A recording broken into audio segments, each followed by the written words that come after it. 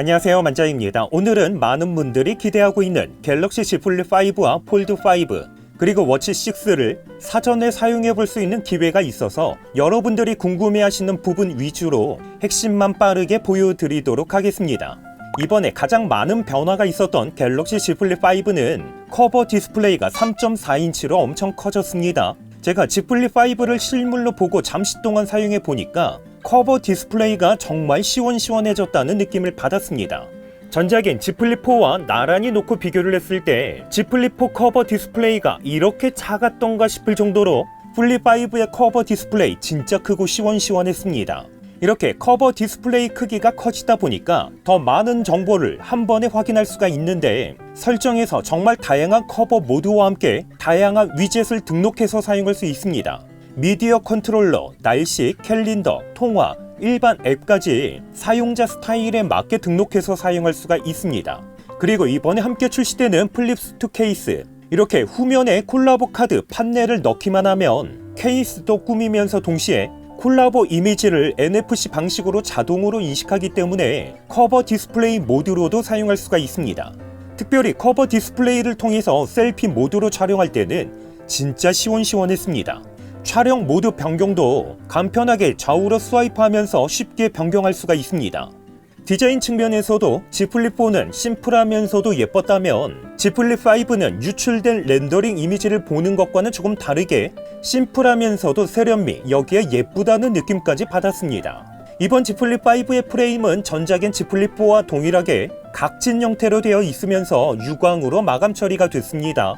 여기에 아머 알루미늄 프레임과 고릴라 글래스 빅투스2로 내구성까지 갖추고 있습니다. 그러면 여기서 잠시 많은 분들이 궁금해하시는 접었을 때 얼마나 밀착이 되는지, 그리고 접히는 부분의 주름은 어느 정도 개선이 됐는지 보여드리겠습니다. 우선 접었을 때 모습을 보면 틈이 거의 없을 정도로 밀착되는 것을 볼 수 있습니다.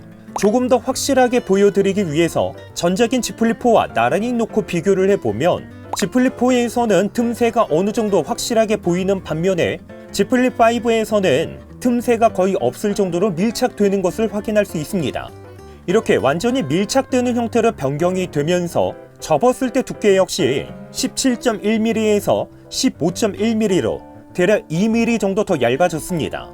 하지만 내부 디스플레이의 주름은 전작인 Z 플립4와 비교를 했을 때 별반 차이가 없을 정도로 쉽게 확인이 가능했습니다.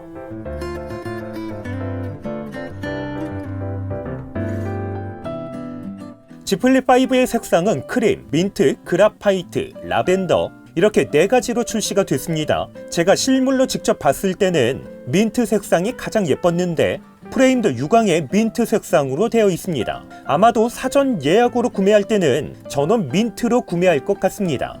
이번에는 크림 색상입니다.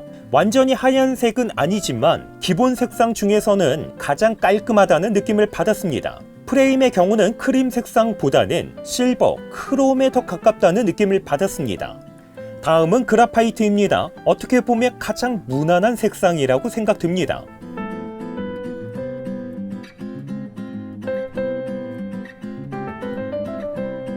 마지막은 라벤더인데 민트와 함께 인기가 가장 많을 것으로 예상이 됩니다. 프레임은 유광에 실버와 라벤더가 섞여 있다는 느낌을 받았습니다.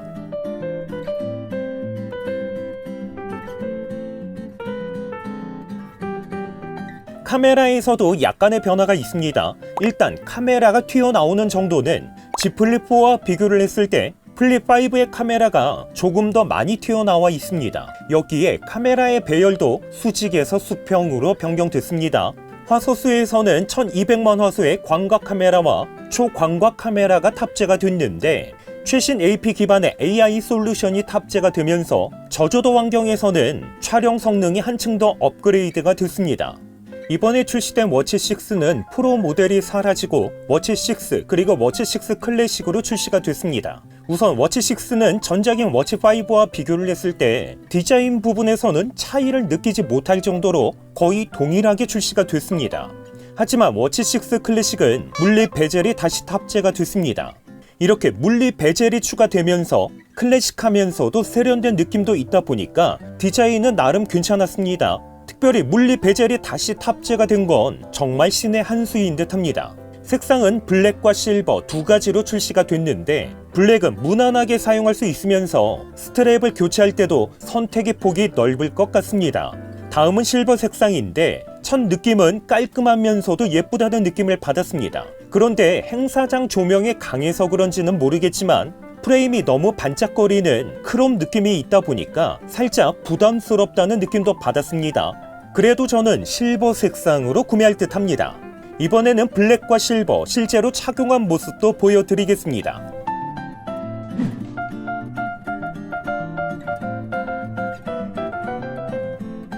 특별히 디스플레이 베젤에서는 워치 6는 전작보다 30% 더 얇아졌습니다. 클래식은 물리 베젤이 있는 만큼 전작인 워치 5 프로 대비 대략 15% 정도 베젤이 더 얇아졌습니다.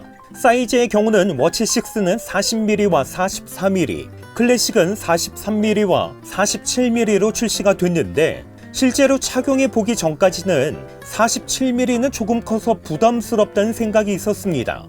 그런데 실제로 착용을 해보니까 부담스럽다는 느낌은 거의 받지 못했습니다.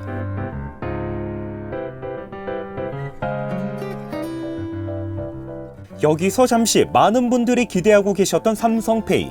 아쉽게도 이번 워치 6에서는 삼성페이는 지원되지 않습니다. 만약 워치 6에서 결제 시스템을 사용하기 위해서는 이번에도 네이버페이나 카카오페이를 사용해야 합니다. 이번에 보여드릴 제품은 갤럭시 Z 폴드 5입니다. 폴드 5는 전작보다 10g 정도 더 가벼워진 253g으로 출시가 됐습니다. 접었을 때 두께 역시 13.4mm 정도로 전작보다 살짝 더 얇아졌습니다. 특별히 이번 Z 폴드 5에서 가장 큰 변화는 바로 S펜에 있는데 S펜이 더 얇아졌습니다. 폴드 4에 사용되었던 S펜은 7.4mm, 하지만 폴드 5에서는 4.35mm 정도로 대략 41% 정도 더 얇아졌습니다. 이렇게 S펜이 더 얇아지다 보니까 이제는 케이스 후면에 S펜을 장착했을 때 전작처럼 툭 튀어나오는 문제 없이 깔끔하게 S펜 장착이 가능해졌습니다. S펜을 탈착할 때는 위쪽에 있는 버튼을 밀어만 주면 쉽게 탈착할 수도 있습니다. 이번 폴드5의 색상은 팬텀 블랙, 크림, 아이스 블루 이렇게 세 가지 색상으로 출시가 됐는데 개인적으로는 아이스 블루가 가장 마음에 들었습니다. 아무래도 밝으면서도 화사한 느낌의 프레임도 메탈 느낌의 유광 블루 느낌이라서 깔끔한 느낌이 보기에 좋았습니다. 다음은 크림 색상. 색상이 밝다 보니까 깔끔한 느낌이 보기에 좋았습니다. 프레임도 은색과 골드가 섞인 느낌이라서 심플하면서도 화려함도 느낄 수가 있었습니다. 마지막은 무난하게 사용할 수 있는 팬텀 블랙입니다.